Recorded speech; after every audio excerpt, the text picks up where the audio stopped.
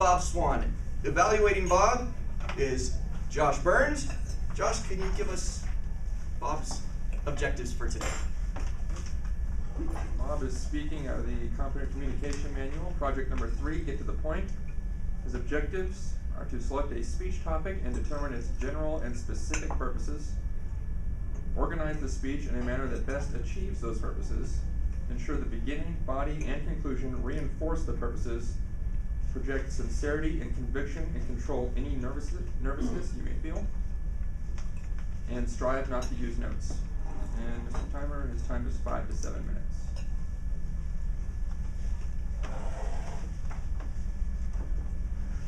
Old-time values may be misunderstood in our modern age. Today, Bob Swan, a tribute to my parents, Bob Swan.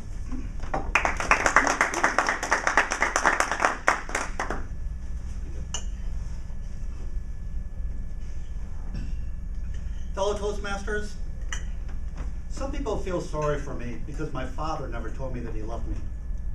My mother did, but only once on her deathbed.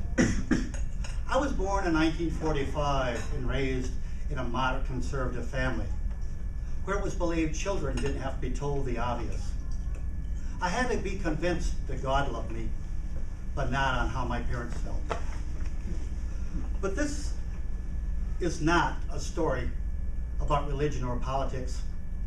It's a story about a small town by the Great Lakes, where love and respect was always there, but seldom talked about. There was plenty of love in my family. We just didn't wear it on our shirt sleeves. As a teenager, I was told how lucky I was to have parents like my own. And now that Mom and Dad are gone, I realized everyone was right. It was in my teenage years, after we moved to Southern California, that a schoolmate's friend of mine, mother, said to him, "Have a good day at school. I love you." I questioned why his mother had to tell him of her love. It was like the equivalent of every Wednesday me going to Toastmasters and saying to my wife, "Bye, honey, I'm not cheating on you." Me not cheating is a true statement, but yet our relationship is secure enough I don't need to tell her that. 9 times out of 10, as my wife and myself part, I tell her that I love her, because her relationship warrants that, as she tells me that also. But me not telling her that would not change how I feel for her. I believe that the word love in our modern society has been overused so much it's become somewhat obvious. At Toastmasters, we're taught how to verbally communicate, but our hearts and souls can never be put into words. We must never follow a speaker, but rather figure out ourselves what's right or wrong.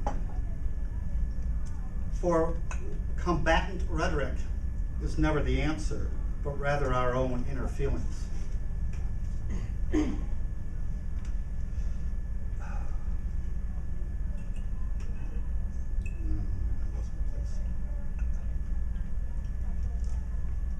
Within our own inner feelings, I believe we'll find what will solve all our problems, which is a love that does not need to be talked about, that does not need to be promoted, and does not need any threat or promise, eternal or otherwise. For that is what the great spiritual masters talked about. They did not talk about love of victory, even though victory may sometimes be necessary. And love cannot be compartmentalized. Is it justifiable to say Hitler was okay simply because he loved his German Shepherd and loved his girlfriend? This, of course, is an extreme example. Yet I believe we're all capable of loving and hating at the same time. Just look at talk show hosts, where opposing opinions are not welcome, even though they broadcast in the name of freedom.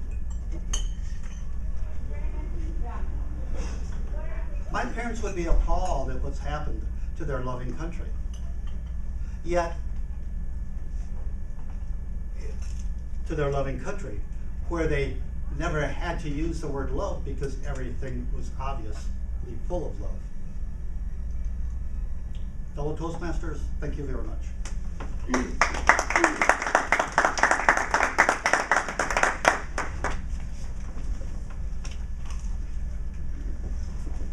Our next speaker today